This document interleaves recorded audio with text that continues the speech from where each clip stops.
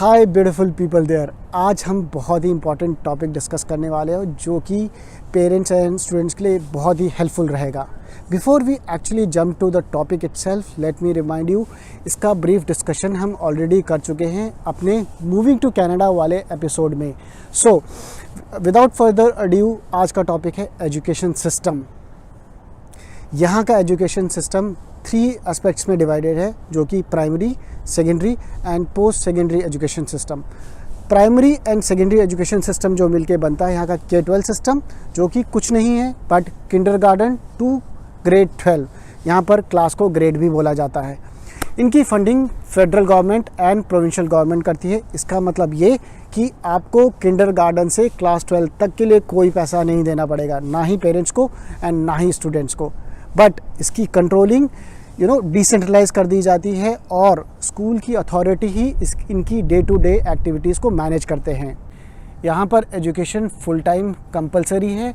इसका मतलब ये है कि आपके जो बच्चे हैं वो पार्ट टाइम या distance learning for grade kindergarten to grade 12 नहीं कर सकते हैं, which is in fact very good for student itself कि they will have a very good base for themselves. Now आते हैं एडमिशन प्रोसीजर पे। एडमिशन प्रोसीजर के लिए आपको एजुकेशन बोर्ड ऑफ एजुकेशन के पास जाना पड़ेगा एंड वो आपको बताएंगे कि क्या क्या डॉक्यूमेंट्स लगेंगे और आपके बच्चों के लिए कौन सा नियरेस्ट स्कूल सूटेबल है।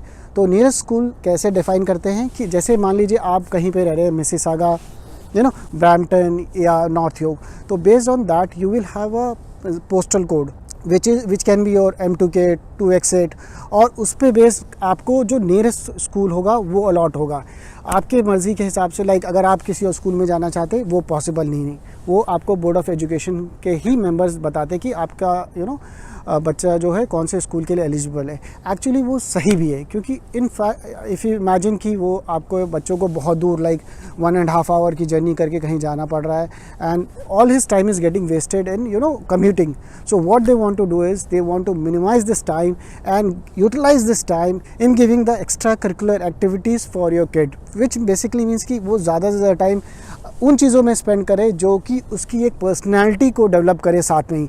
फॉर एग्जांपल स्कूल ही they try to organize stuff like your sports और योर ड्रामा एक्टिविटीज़ और योर पेन राइटिंग।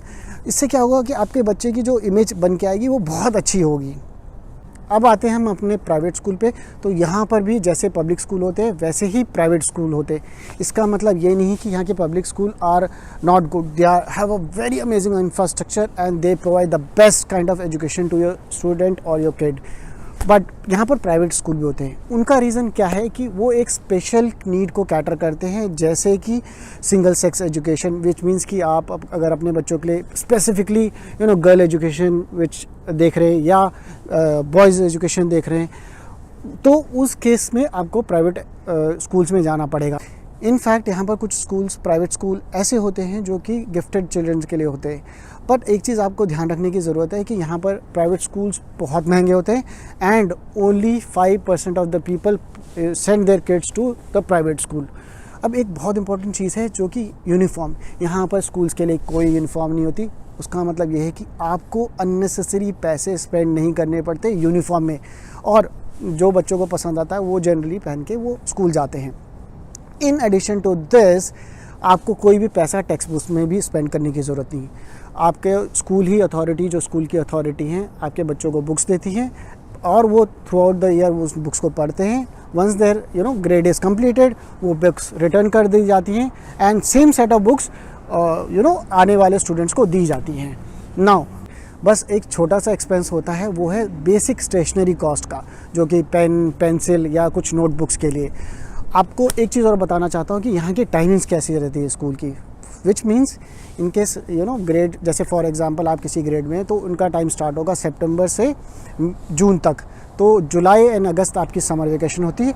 कुछ लोग स्टार्ट करते हैं मिड ऑफ अगस्त से मिड ऑफ जून तक, तो और उनके लिए भी 2 महीने का समर वेकेशन होता है एंड जनरली स्टूडेंट्स के लिए 5 डेज़ ऑफ स्कूल लगता है।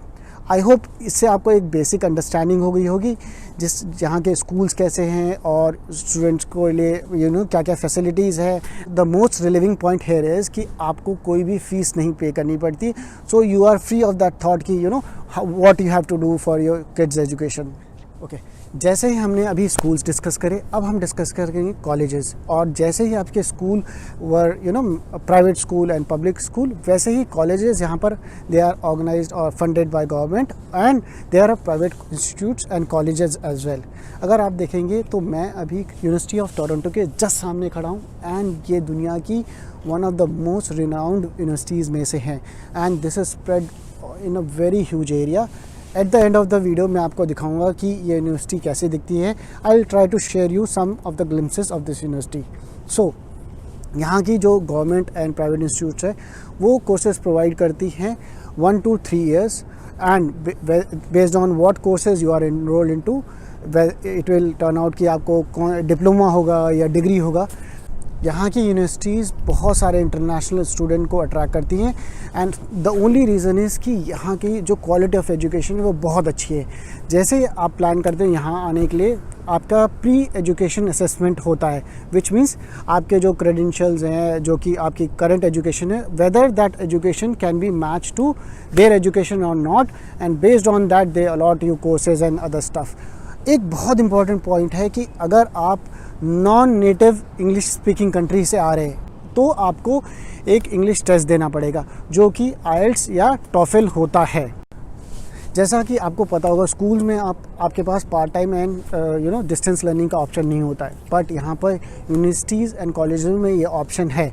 आप पार्ट टाइम एजुकेशन ले सकते हैं एंड अगर आपके पास you want to take the material home and और do the classes online, you can do that as well.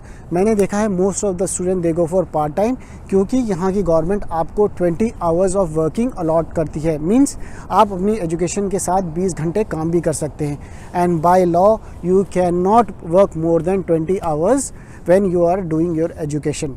Now आते हैं कि यहाँ की जो यूनिवर्सिटीज़ हैं वो बहुत फेमस है।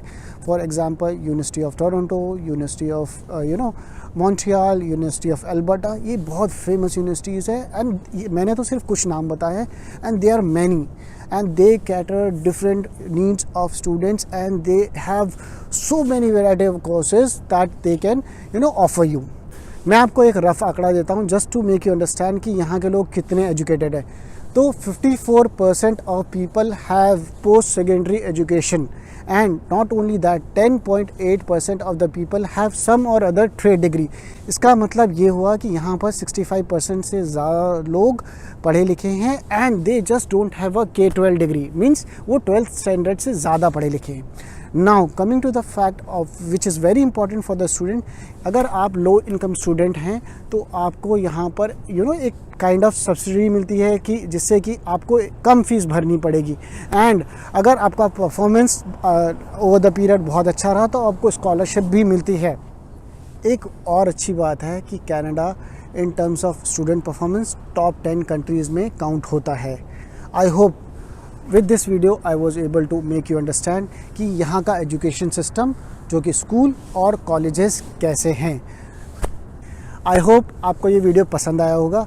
अगर आपको पसंद आया है तो please click on like button and if you want to get notified in future then click on subscribe button. Until then, stay motivated and be in good vibes. Thank you so much.